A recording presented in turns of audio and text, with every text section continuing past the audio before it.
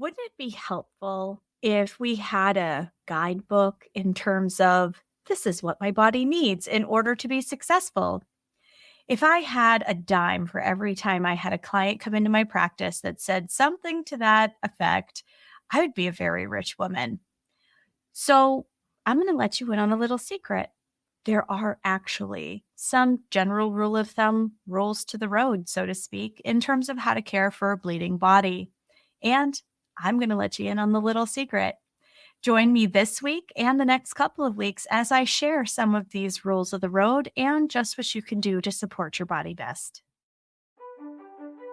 Hi, I'm Adrienne Irizarry. I'm an Eastern medicine practitioner who is passionate about women's health and helping women live their best lives. My goal is to put you in the driver's seat of your menstrual health, offering period solutions for a symptom-free life. Statements made in this program are for educational purposes only and not intended as a substitution for medical consultation or advice. We do not claim to diagnose, treat, or cure any diseases. This podcast is inclusive and welcomes all gender identities.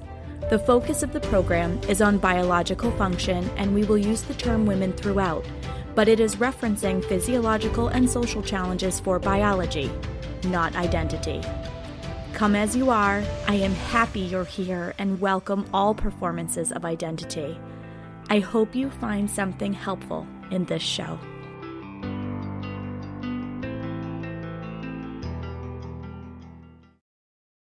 Welcome back to another episode of the Reproductive Rebel podcast. I am so excited this week to let you in on some of the little secrets that we should have been taught when we were younger. So in my practice, so many times I have women come into the practice and be like, man, like if there were just like a short list of things that I knew in terms of being able to take care of myself, that would make this so much easier. And the truth is, from a Chinese medicine perspective, there are. And I'm going to let you in on some of those little secrets in the next few episodes. So this week, we're going to talk about the rules of the road. And number one, keeping yourself warm. I know that sounds super simple. And in an age where at the time of this recording, the in fashion styles is everything being a crop top. Every time I see a crop top, I cringe because you're exposing the part of your body that really needs to have the emphasis in terms of keeping warm. So let's talk about this. I actually did a post on social media. I did a reel a little while back where I was essentially growling about where the hell did the rest of my shirt go? Because everything is a crop top. And while people think this fashion trend is super cute and like, look at this shirt, like the fact that we're literally missing half the fabric of our clothing does cause period problems. I have more girls with very concerned parents that bring their daughters to me between the ages of 14 and 20 recently, and it's really being driven very much by this fashion trend. So why is this? Okay, so staying warm isn't just a matter of like feeling warm in your body. This is actually keeping certain parts of your body warm and facilitating healthy circulation. So again, why I am absolutely crazy about this fashion trend of short tops. I mean, I even had a postpartum mom send me this link the other day of a nursing shirt for postpartum that was a crop top. Like, let's think about this for a second. We've really taken this to an extreme.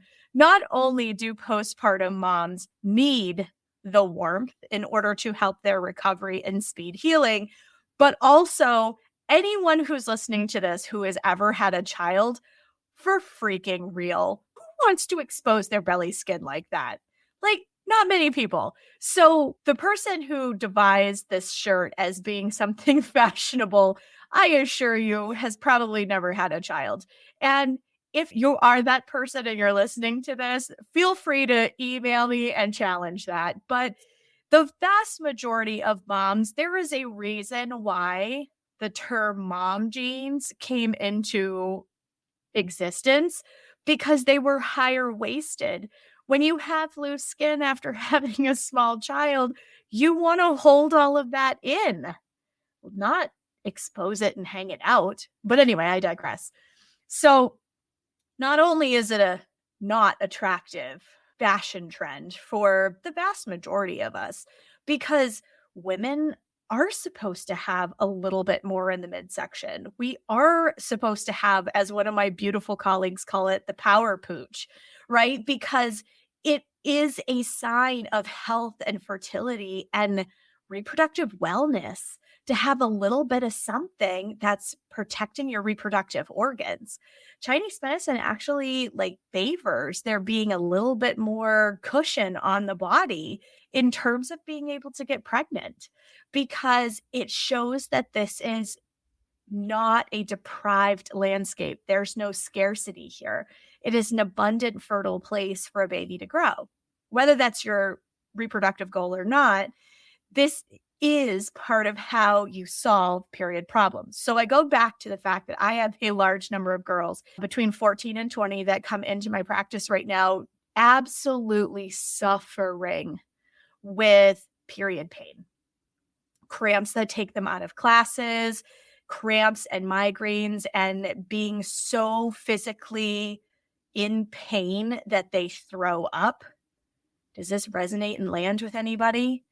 This is being driven by a circulation related challenge, and exposing your midriff is a big part of what's driving that problem.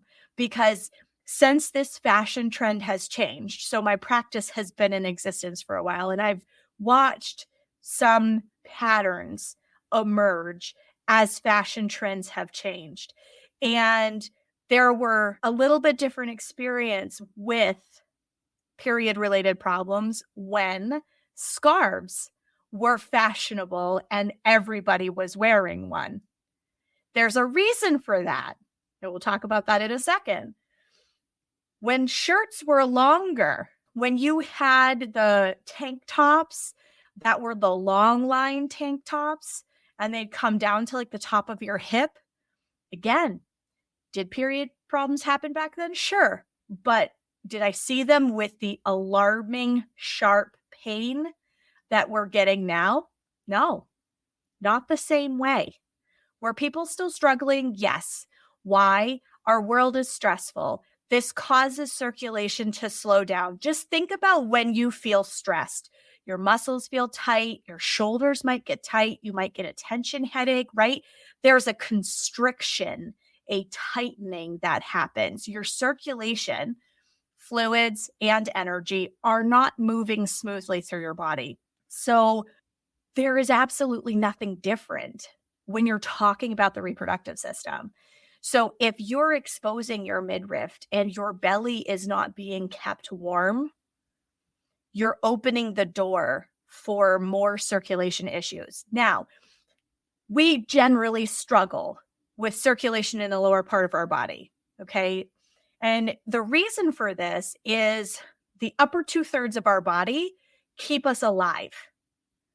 So if you didn't have legs, you still need your stomach, you still need your lungs, your heart, your brain in order to keep you alive, right? No legs is super inconvenient. However, it doesn't change whether you can be a thriving human being. But if you are unable to digest your food, if you're unable to breathe, if your heart isn't pumping properly, if your brain isn't able to communicate these things to your vital organs, you have challenges in terms of your survival, right? So, in general, the body prioritizes what's going to keep you alive versus what's not going to keep you alive. And unfortunately, your uterus is a second-class citizen. You need to survive and get away from the tiger in order to live, right? And the idea of being able to procreate is so much secondary to your ability to survive and stay alive.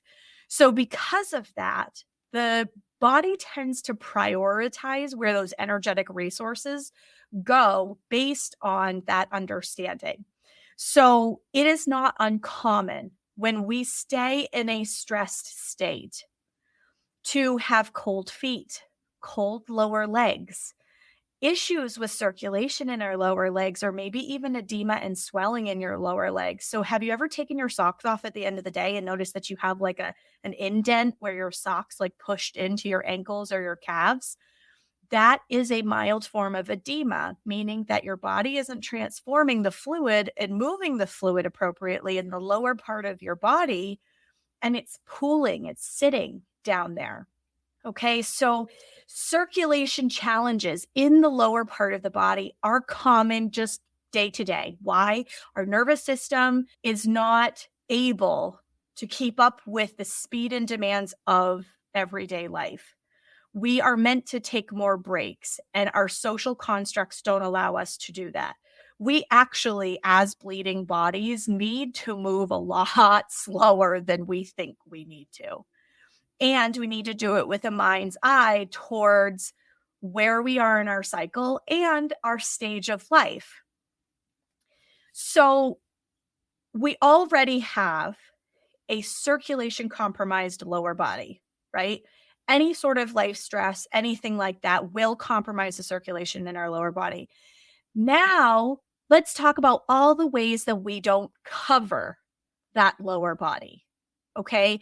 So keeping warm, you have to think like you're dressing for the wind outside. Very fitting since I'm recording this on a super windy day at my house. And the wind outside, if you think about what you wear when you go out into the wind, even on a warm day, we tend to throw on an extra layer, or maybe we'll put a scarf around our neck. It might be a light one because it might be summertime. It doesn't really matter what the season is. Whenever there is wind outside, we tend to pull our clothing closer to our body to keep the wind out. Okay. So wind is how illness gets into our body and disharmony can get into our body. So if you think like you're protecting your body against a windy day, that actually is a really good benchmark to understand how you should be dressing your body on a regular basis. So during your bleeding time, that is the most important time to make sure that your whole body is covered. And when I say whole body, I am saying no exposed midriff. I'm saying put something on your feet, like light socks instead of sandals or something like that. Even a hot day in the summertime, you still very often will notice your toes will be cool if you're wearing sandals when it's super hot out and you're on your bleeding time. My husband laughed at me when I first started doing this work and making these meaningful changes in my own lifestyle. My husband used to tease me about the fact that I would wear a light scarf on an 80-degree day when I was having my period. And he goes, "Oh my God, aren't you hot? I'm hot just looking at you." And I'm like, actually, I'm kind of comfortable, as weird as that sounds. And it's because it helped protect my body against wind. So a light scarf, having a shirt that covers up to your collarbones during your bleed, having a shirt that is long enough that it covers your torso. Yes, there are high-waisted pants, and I've had teenagers make arguments with me about, well, I have a shorter shirt, but I have higher pants. There's a space in between that air gets in. Any way you look at it, you do have compromised circulation. In Japanese culture, they have this, it looks kind of like a belly band. It's called a haramaki. And they wear it underneath their clothing when they are postpartum to keep the heat in. They'll wear it during their bleed to keep the heat in.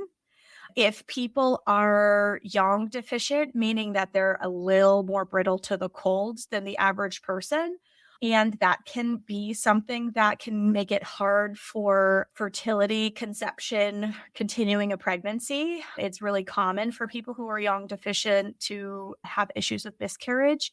Wearing a haramaki or a long line shirt during the early stages of pregnancy can help keep the constitutional heat in.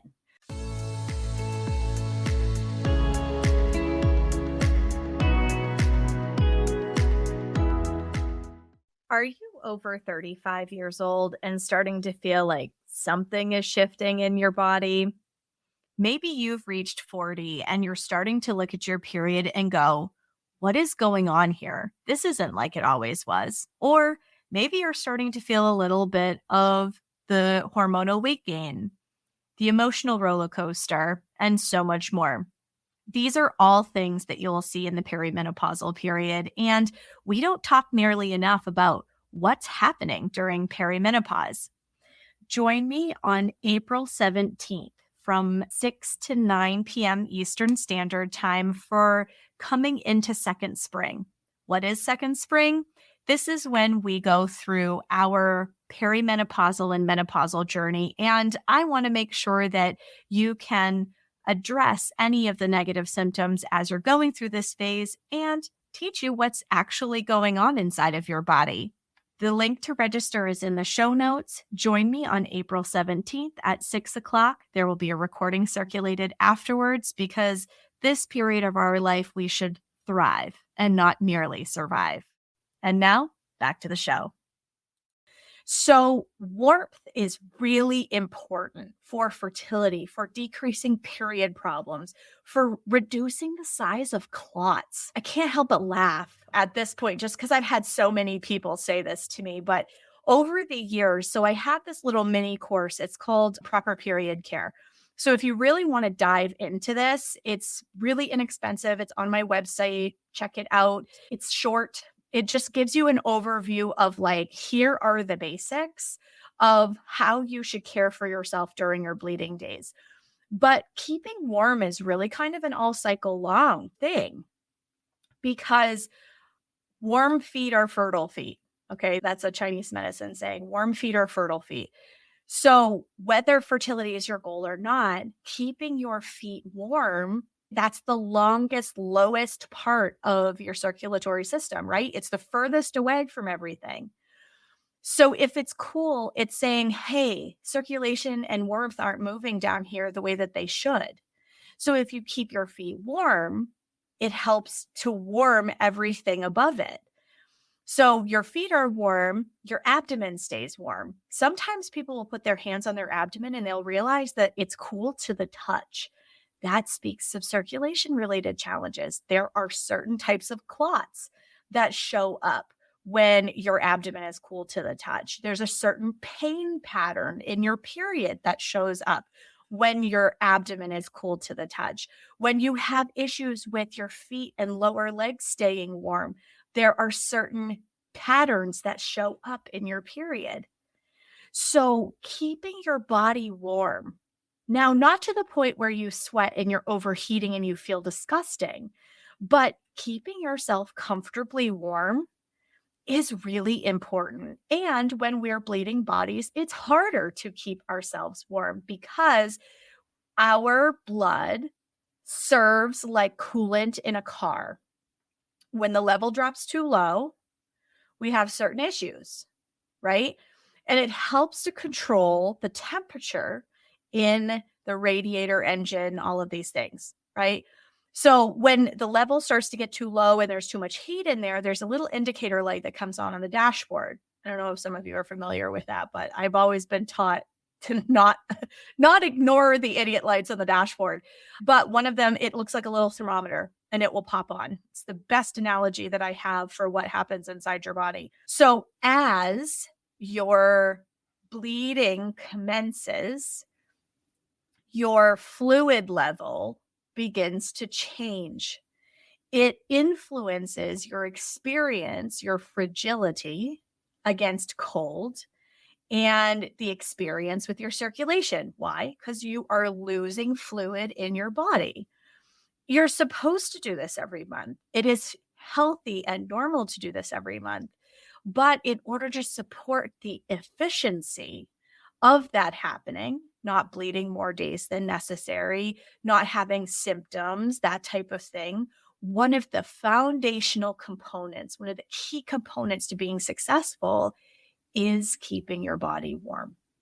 Now, I've had to negotiate with some of these younger people that come through my practice doors and go, but this isn't fashionable. And I'll tell them, well, okay, can we at least compromise? And on the days that you're bleeding, make sure that you're fully dressed. And then, we could be a little more lenient outside of that.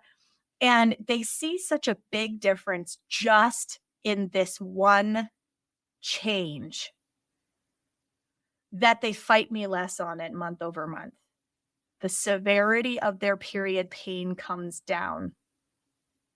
I think about this with people who wear deep V-neck shirts too. It has nothing to do with showcasing the goods. It has everything to do with the fact that your neck, your upper chest gets cold. When people have breast tenderness or their breasts feel really heavy and distended and heavy before their period, it is showing a circulation-related challenge. If you keep your body covered and warm, you don't have to go with mittens and a hat and you don't have to go crazy extreme. I mean, unless you live in a cold place, but keeping these areas covered, even like a t-shirt in the summertime that is like a crew neck t-shirt, right? So it comes up over your collarbones, but your arms are still exposed. That helps. Rather than your deep V-neck where you're exposing half of your chest and it's not covered. Again, you're protecting against wind. You are more likely to get sick in the days leading up to and in the beginning of your period. You're more susceptible to catch things because your defense system comes down as the energy descends in your body for your period to begin. So as that force field comes down, and any of you who've ever seen Star Trek, this is totally the visual I get in my head. I'm totally a geek. Where, they're taking fire on the bridge of the ship.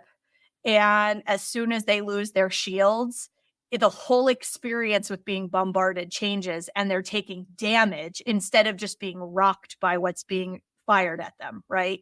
The same thing is true here. Your body can defend itself until that shield comes down.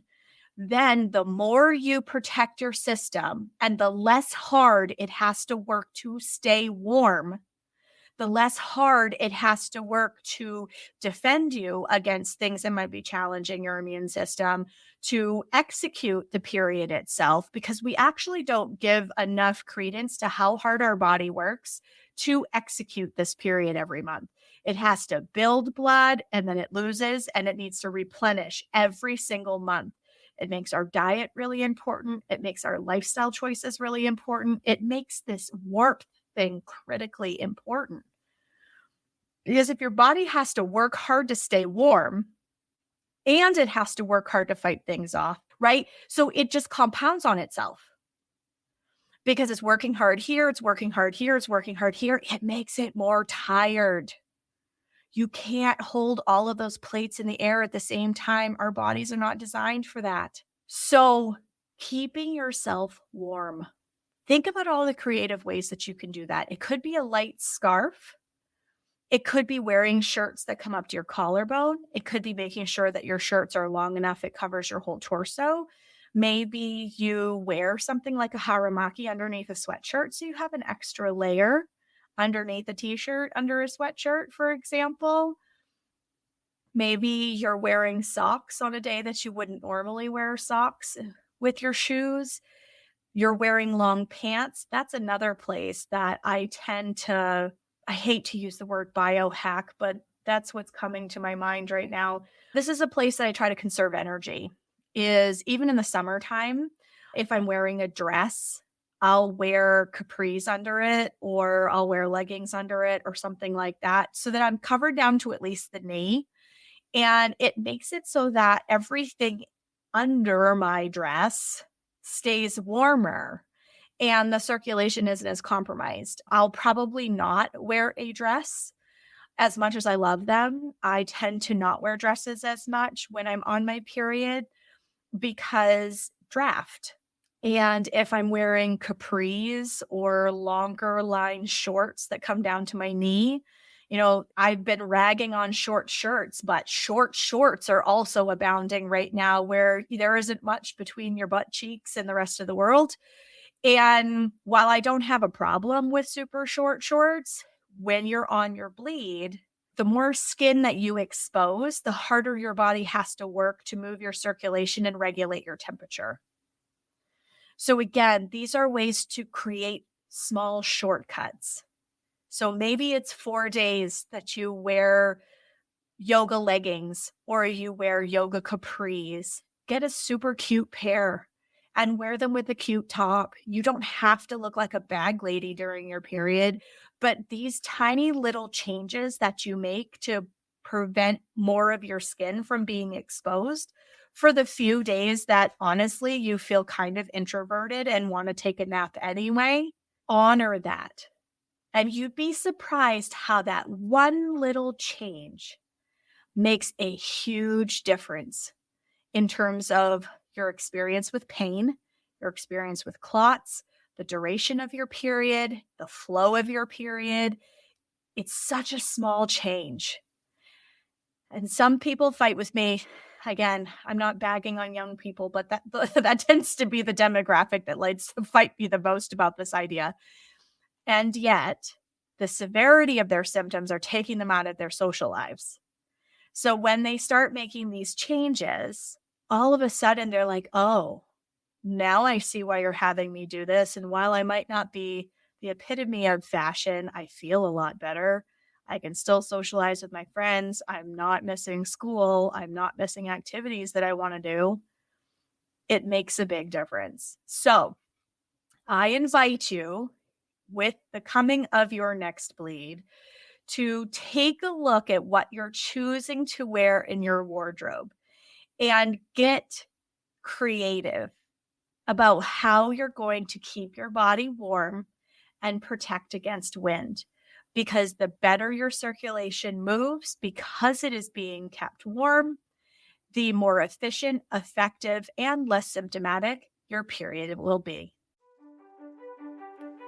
Thank you for joining me for another episode of Reproductive Rebel. Reproductive Rebel is recorded by certified peri-steam hydrotherapist and acutonics practitioner, herbalist, and Chinese nutritional therapist Adrienne Irizarry of Moon Essence LLC.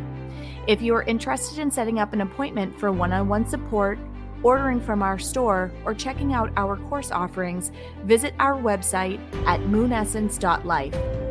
Be sure to subscribe to our newsletter and get insider information on upcoming events and offerings. Join the conversation. Like and follow us at MoonEssenceMe on Instagram, Facebook, or LinkedIn. Your voices make this program possible. Thank you all for your continued support.